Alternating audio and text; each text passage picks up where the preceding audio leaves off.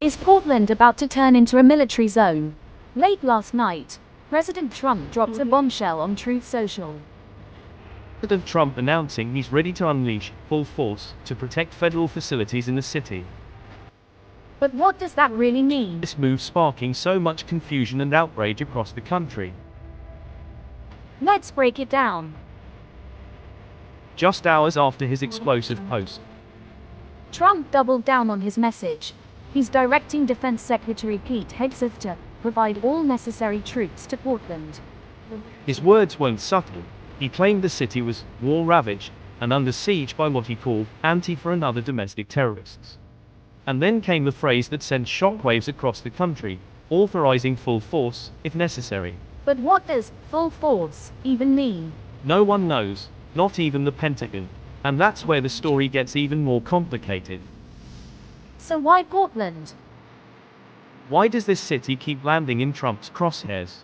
For years, he's painted Portland as the epicenter of chaos, calling it an anarchist jurisdiction, and claiming it's a place where, quote, people die out there.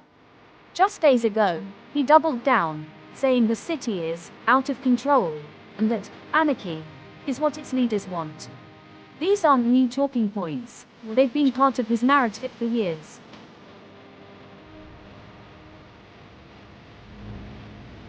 But here's the real question.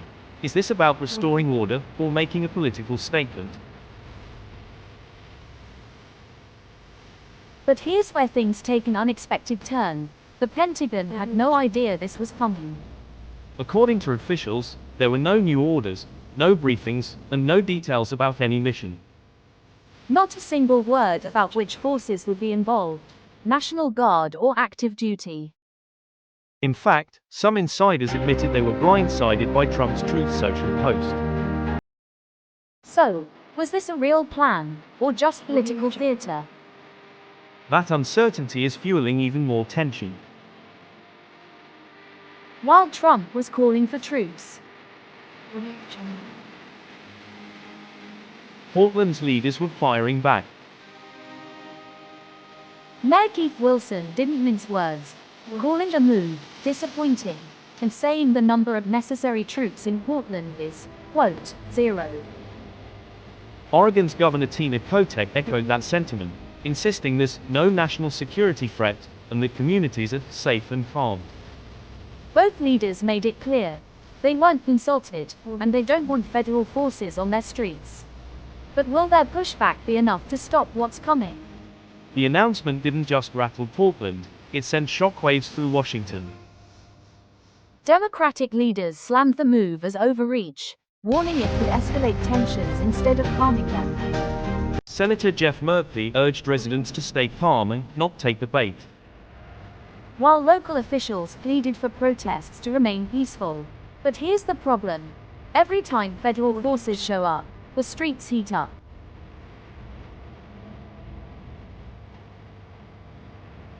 And with Trump doubling down on his law and order message, critics say this isn't about safety, it's about politics. So, is this a security measure, or a campaign strategy?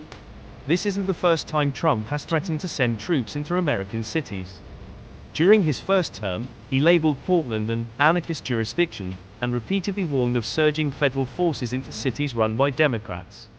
We've seen similar moves before, deployments to Washington, D.C., and even Los Angeles during protests. Some of those actions sparked lawsuits, with judges ruling that using soldiers for civilian law enforcement crosses legal lines. And yet, here we are again. So, is this about restoring order, or setting the stage for something much bigger? So, is this really about protecting federal property? Or is it a political move that could spark even more chaos? With local leaders pushing back and the Pentagon blindsided, the next few days could change everything. If troops actually hit the streets of Portland, what happens next? Drop your thoughts in the comments, and don't forget to like and subscribe for more breaking updates, because this story is far from over.